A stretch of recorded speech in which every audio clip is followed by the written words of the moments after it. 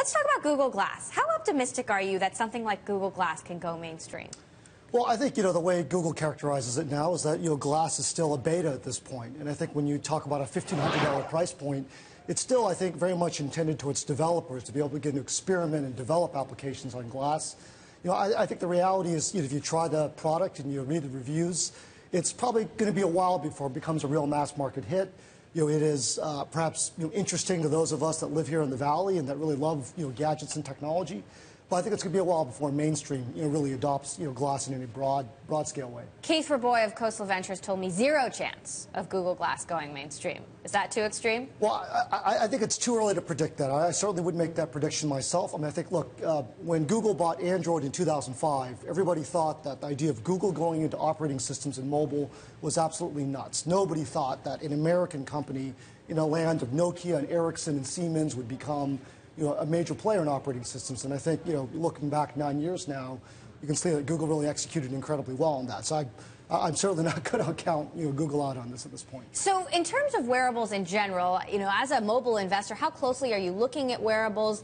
Even when it comes to wristbands, those still aren't going mainstream. Well, no, I think, I might beg to differ on that. I think, we're not investors in Fitbit, and we're certainly not, fuel band investors at Nike, but we're very much believers in that trend.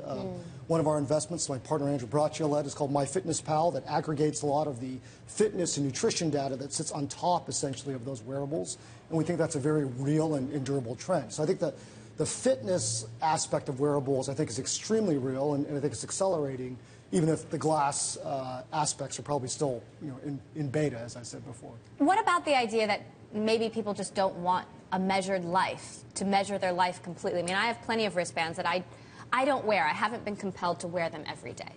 Well, I think, everyone has a different view of this, right? I think there's a lot of folks that I know. My wife is one example that is a very serious user of Fitbit and has really gotten a lot of motivation from it. And the idea that you're able to compete with your friends across the country and other parts of the world, I think, is a very motivating behavior. So I think, Fitbit and Fuel Band and a lot of the trends around wearables around the fitness space, I think, is a very genuine trend. So when you're looking at mobile right now, what's hot? What's the hottest thing out there?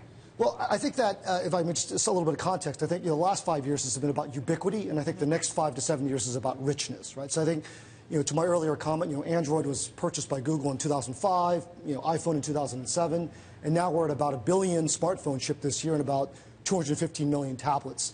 So this idea of getting to mass ubiquity has happened. It's occurring in mass consumer adoption today. But I think despite the fact that we have smartphones, a lot of the apps are still dumb or not fully integrated to all the signal and the information that's on those phones. So when you look at a Google Now service or a SwiftKey, which is a predictive keyboard, or a Relate IQ that is trying to transform CRM, the idea of these applications becoming smart or becoming predictive, I think, is one of the major areas of what's new.